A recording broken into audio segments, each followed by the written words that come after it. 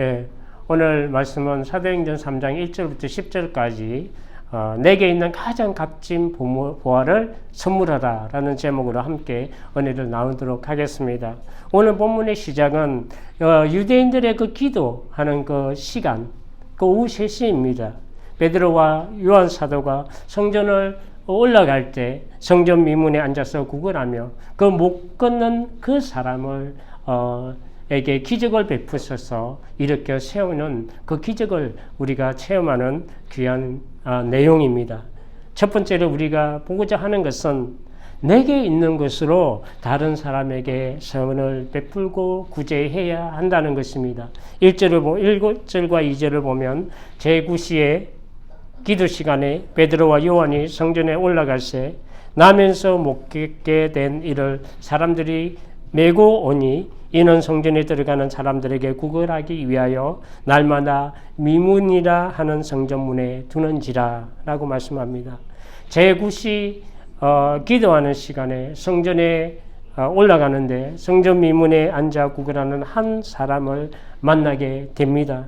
그는 정상적으로 걸을 수 있는 사람으로 태어난 것이 아니라 어머니 배에서 나올 때부터 낳을 때부터 다리가 마비되어 고통의 삶을 살았고 나을 수 있는 희망이 전혀 없는 사람이었습니다. 태어날 때부터 지금 40살이 되기까지 평생을 걷지 못하므로 다른 사람들이 메고 와서 사람들의 왕래가 많은 그곳에 성전 미문에 옮겨두면 거기서 구원하며 그 생명을 연명하였습니다. 스스로 일을 하여 생계를 유지할 수 없기 때문에 다른 사람들의 그 도움이 없이는 하루도 살 수 없는 불쌍한 사람이었습니다. 누군가의 도움이 없이는 스스로 아무것도 할 수 없는 존재였습니다. 그가 성전 미문에 날마다 와서 성전에 들어가는 사람들에게 자비를 자선을 구할 수 있었던 것은 그를 날마다 그 자리에 옮겨주는 누군가가 있었기 때문입니다. 성도들은 고통과 어려움에 처해 있는 사람들에게 자비를 베풀고 선한 구제를 하도록 요구가 됩니다. 예수님께서는 누가복음 12장 33절 이하에 말씀합니다. 너의 소유를 팔아 구제하여 낡아지지 아니하는 배낭을 만들라. 곧 하늘에 둔 바 다함이 없는 보물이니 거기는 도둑도 가까이 하는 일이 없고 좀도 먹는 일이 없느니라. 너희 보물이 있는 곳에는 너희 마음도 있느니라. 하나님께서 베푸시는 것은 하나님 안에서 우리가 선한 구제를 하고 다른 사람들을 돕고 내 것을 털어서 구제하는 것은 없어지는 것이 아니라 오히려 베풀고 베풀어도 더 풍족해지는 하나님의 약속입니다. 잠언 11장 24절 이하에 말씀합니다. 흩어 구제하여도 더 부하게 되는 일이 있나니 가도에 아껴도 가난하게 될 뿐이니라. 구제를 좋아하는 자는 풍족하여질 것이요 남을 윤택케 하는 자는 자기도 윤택하여지리라. 두 번째로 우리가 보고자 하는 것은 내 안에 내가 가져야 하는 것은 긍휼히 여기는 마음입니다. 3절을 보면 그가 베드로와 요한이 성전에 들어가려 함을 보고 구걸하거늘라고 나옵니다. 눈은 사람의 그 마음을 들여다보는 창입니다. 마음의 거울입니다. 그는 불쌍히 여겨달라는 눈으로 사도들을 바라보았고 자선을 베풀어 달라고 요청하고 있었습니다. 하나님께서 항상 우리를 불쌍히 여기시고 긍휼히 여기시는 그 마음을 가지시고 은혜와 은총을 우리에게 베풀어 주신 것 같이 우리가 이웃 사람들을 대하거나 특별히 고아나 가부나 고통당하는 사람들에게 선한 마음과 그 은혜를 베푸도록 우리는 요구되어집니다. 긍휼히 여기는 자가 긍휼히 여김을 받습니다. 하나님의 능력과 은혜는 한 영혼을 천하보다 사랑하는 그 마음, 긍휼히 여기는 그 마음이 하나님의 능력과 은혜의 동기가 됩니다. 엄마 뱃속에서부터 나올 때부터 평생을 걷지 못하고 힘겹게 구걸하며 살아온 그 사람의 처지와 행편을 불쌍히 여기고 긍휼히 여기는 마음에서 시작합니다. 내가 사랑의 방언과 사람의 방언과 천사의 말을 할지라도 사랑이 없으면 소리나는 구리와 울리는 꽹과리가 되고, 내가 예언한 능력이 있어 모든 비밀과 모든 지식을 알고 또 산을 옮길 만한 모든 믿음이 있을지라도 사랑이 없으면 아무것도 아니요, 내게 있는 모든 것으로 구제하고 내 몸을 불사르게 내어줄지라도 사랑이 없으면 내게 아무 유익이 없느니라 라고 고린도서 13장 1절 이하에 말씀합니다. 세 번째로 우리가 보고자 하는 것은 우리는 늘 먹고 사는 그 문제에 봉착해 있습니다. 예수님께서도 매일의 양식을 우리는 예수님께 구해야 한다고 말씀합니다. 우리는 매일의 것을 기도하고 구해야 하지만 내 안에 진정 무엇이 있어야 참된 생명을 얻게 되는지 그것을 날마다 우리는 구하고 찾아야 합니다. 4절을 보면 베드로가 요한과 더불어 주목하여 이르되 우리를 보라 하니, 물론 태어날 때부터 걷지 못한 이 사람이 베드로와 요한에게 를 만나고 그를 바라보고 그를 대하는 목적은 뭔가 구제금이나 자선을 받고자 하는 데 있습니다. 그는 불쌍히 여겨 자선을 베풀어 달라는 요청으로 사도들을 바라보지만 사도들이 주목하여 그를 본 것은 날 때부터 목극걸되어 40평생을 살아왔고 지금도 생명을 연명하기 위해서 누군가의 손을 이끌려 앉아있는 그 영혼을 불쌍히 여기는 마음이고 그 영혼을 생각하고 바라보게 하는 성령님의 특별한 그 감동이 그를 주목하게 합니다. 그가 간절하고도 정중한 눈빛으로 한 분 도와주기를 요청하며 바라보지만, 그러나 그가 진정으로 무엇을 구해야 참된 삶을 얻을 수 있는지는 알지 못했습니다. 그가 하나님의 종들에게 진정으로 구하고 찾았고 바라봐야 할 것이 무엇인지 알았다면 날마다 육신을 연명하며 구원하는 삶이 아니라 영원한 참 생명을 사도들에게 구했을 것입니다. 우리를 바라보라 하는 사도들의 말은 돈 한 푼을 위해서 자신들을 바라보고 또 지금까지 소망 없이 구걸하며 평생을 살아왔던 그 영혼의 그 마음과 생각을 환기시켜서 다른 무언가를 기대하고 소망하게 만듭니다. 나을 수 있는 소망이 없이 하루하루 자신을 구하며 살아가는 그 영혼을 병든 것이 없고 아픈 것이 없고 슬픔과 눈물이 없는 영원한 천국으로 인도하는 천국복음으로 초청하고 있습니다. 그가 목숨을 위해서 붙잡고 있던 세상과 인생을 떠나서 하나님의 은혜를 구하고 놀라신 하나님의 축복을 소망하도록 성령께서 역사하고 계십니다. 우리는 매일의 삶에서 보이는 것보다 진정으로 내게 필요한 보이지 않는 영원한 것을 구하고 찾아야 합니다. 네 번째로 내 마음에 있는 좋은 것으로 남을 섬기고 선물해야 합니다. 5절을 보면 그가 저에게 무엇을 얻을까요? 바라보거늘 라고 말씀합니다. 그가 사도들이 주의하여 자신을 보라고 할 때 그가 주목하여 경청한 이유는 뭔가 얻을까 하여 간절히 바라보고 기대했기 때문에 그렇습니다. 처음에 그가 사도들을 본 것은 다른 사람들처럼 그저 동전만 던져주기를 바라였지만 사도들이 우리를 주목하라 라고 말할 때 동전이 아닌 또 다른 무언가를 얻기 위해서라도 베드로와 요한을 바라보았습니다. 베드로와 요한을 만나게 되므로 그에게 소망이 생기기 시작합니다. 하나님의 사람이 가까이 있다는 것은 우리에게 축복입니다. 왜냐하면 하나님은 그 축복의 사람들을 통해서 하나님 역사하시고 그 사람들이 하나님의 축복의 통로가 되기 때문에 그렇습니다. 남을 섬길 때는 좋은 것으로 섬겨야 합니다. 가장 귀한 것을 우리가 선물해야 합니다. 금과 은보다 더 귀한 참된 부하는 예수 그리스도이십니다. 6절을 보면 베드로가 이르되 은과 금은 내게 없거니와 내게 있는 이것을 내게 주노니 나사렛 예수 그리스도의 이름으로 일어나 걸으라 하고, 은과 금은 내게 없거니와 라고 말했을 때 정말 뭔가 줄 것을 기대했던 그 사람에게는 엄청난 그 실망과 낙심이 되었을지도 모릅니다. 내게 은과 금과 돈은 없다고 이야기했기 때문에 그렇습니다. 그러나 곧바로 내게 있는 이것을 내게 주노니 라고 하는 그 베드로의 말은 그 장애인에게 뭔가에 대한 기대와 희망을 주었을 뿐만 아니라 뭔가 차원이 다른 근본적인 것에 대한 기대와 소망을 싹트게 합니다. 물질 이상의 값진 보화를 선물합니다. 베드로와 함께한 요한은 나사렛 예수 그리스도의 권세와 능력으로 나면서 걸어보지 못했던 사람을 일으키는 기적을 베풀어 줍니다.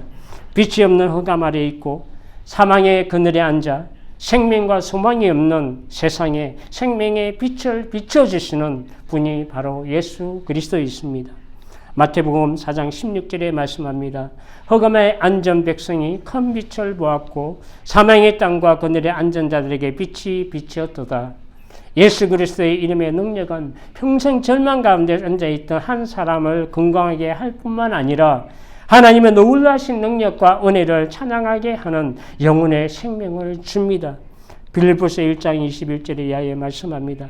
나의 간절한 기대와 소망을 따라 아무 일에든지 부끄러워하지 아니하고 지금도 전과 같이 온전히 담대하여 살든지 죽든지 내 몸에서 그리스도가 존귀하게 되게 하려 하나니 이는 내게 사는 것이 그리스도니 죽는 것도 유익함이라.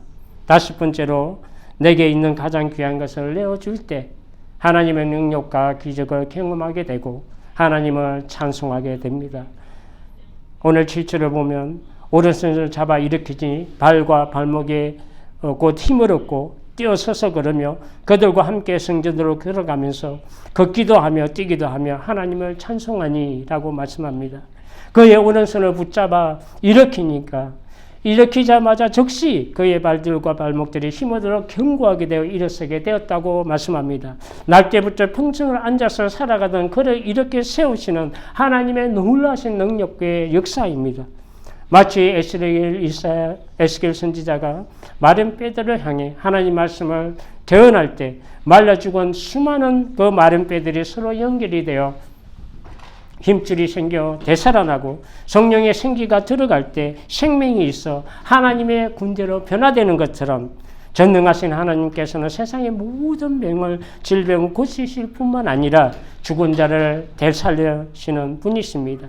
왜냐하면 하나님은 눈에 보이는 이 모든 세계를 창조하신 창조의 근본이 되시기 때문에 그렇습니다.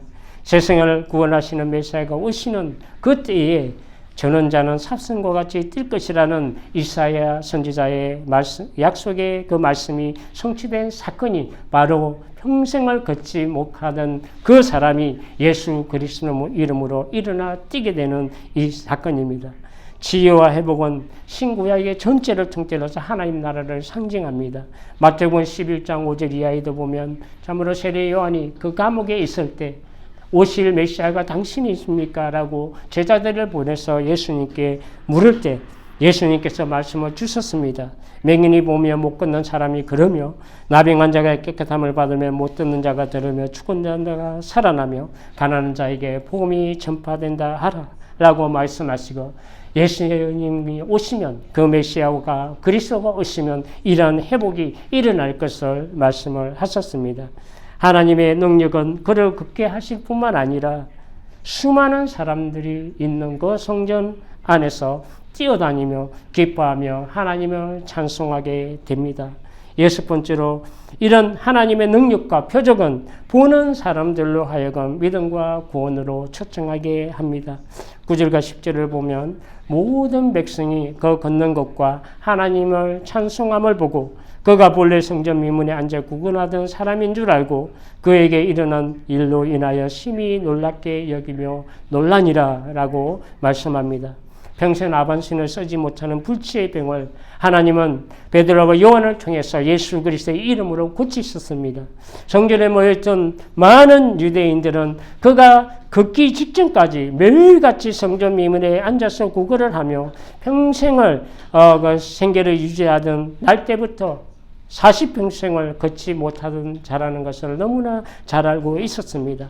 남에서부터 앉아있던 사람이 뛰어다니며 하나님의 찬미하는 모습을 본 예루살렘의 성전의 많은 사람들은 제정신이 아닐 정도로 매우 놀라서 충격을 받았습니다.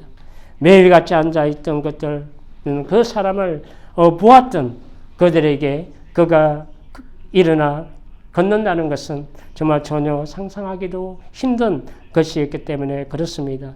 그가 일어나 뛰고 걷고 그 능력과 기적을 본 그 사람들은 그 본 기적을 통해서 살아계신 하나님의 역사를 경험하게 되고 하나님을 경외하고 영광을 돌리게 됩니다. 그렇게 놀라운 하나님의 역사는 예수님을 믿음으로 나오는 하나님의 구원으로 초청을 하게 하는 역사이고 기적입니다. 요한복음 20장 30절 이하를 보면 예수께서 제자들 앞에서 이 책에 기록되지 아니한 다른 표적도 많이 행하셨으나 오직 이것을 기록하면 너희로 예수께서 하나님의 아들 그리스도임을 믿게 하려 함이요 또 너희로 믿고 그 이름을 힘입어 생명을 얻게 하려 함이니라. 말씀을 정리하도록 하겠습니다.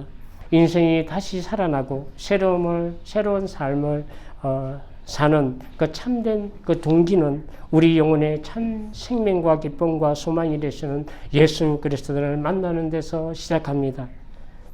제인 애덤스라는 사람이 있었습니다. 1860년부터 1935년까지 75세를 살았습니다. 그는 참으로 부유한 가정에서 태어났지만 어릴 때 척추뼈를 다쳐서 하반신을 쓰지 못하는 중증장애로 늘 집에서 누워서 누군가 가져다주는 음식을 받아 먹으며 사람들의 시중을 받으며 살았습니다. 병원은 후진되지 않았고 삶의 의욕을 잃어갔지만 그를 다시 살리는 그 삶의 동기를 가져다 준 것은 비참하게 살아가는 빈민촌의 그 아이들과 가출을 해서 여기저기로 떠돌아다니는 그 아이들을 만나면서 그는 삶의 동기를 얻게 됩니다. 그녀가 75세가 되어 세상을 떠나기까지 200만이 넘는 불쌍한 아이들에게 그를 가르쳐주고 삶의 희망을 심어주며 앞길을 열어주는 사역을 감당했습니다. 그리고 1931년에 제인 애덤스는 노벨 평화상을 받게 됩니다. 그녀가 마지막에 이런 말을 남겼습니다. 내가 만일 침상에 누워서 가져다 주는 음식만 먹고 살았다면 나는 영원히 장애인으로 인생을 마쳤을 것입니다. 그러나 누군가를 사랑하고 섬겨야 하겠다는 마음을 가졌을 때에 내 인생의 태양은 다시 떠오르기 시작하였고 삶의 진정한 의미를 발견하게 되었습니다. 라고 이야기했습니다. 응가곰은 내게 없거니와 내게 있는 이것을 주노니 나사렛 예수 그리스도의 이름으로 일어나 걸으라. 오직 예수 그리스도가 참 생명과 참 소망이 됩니다. 예수님을 전하는 것은 은이나 금보다 귀하고 세상의 어떠한 보화도 비교할 수 없는 하나님의 그 능력과 생명을 선물하게 되는 것입니다.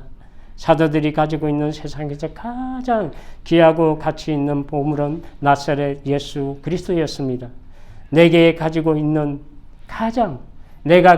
가장 귀한 그 보화는 무엇입니까? 못 걷는 자를 일으키는 그 성령의 역사와 기적은 나사렛 예수 그리스도의 능력과 은혜로 되어집니다. 얼어붙어 있던 육신을 건강하게 하는 것은 물론이고 그 영혼까지 소생시키시고 구원하시는 참 그 생명과 참된 보화가 바로 예수 그리스도 안에 있습니다. 빌립보서 3장 7절 이하에 말씀합니다. 그러나 무엇이든지 내게 유익하던 것을 내가 그리스도를 위하여 다 해로 여길 뿐더러 또한 모든 것을 해로 여기면 내 주 예수 그리스도를 아는 지식이 가장 구성하기 때문이라. 내가 그를 위하여 모든 것을 잃어버리고 배설물로 여기면 그리스도를 얻고 라고 말씀합니다. 세상에서 가장 참되고 가치 있는 부와 예수님을 만나 믿음으로 구원과 영생을 얻고 많은 사람들에게 구원과 영생을 선물하는 우리 모두가 되시기를 주님의 이름으로 축복합니다. 기도하겠습니다.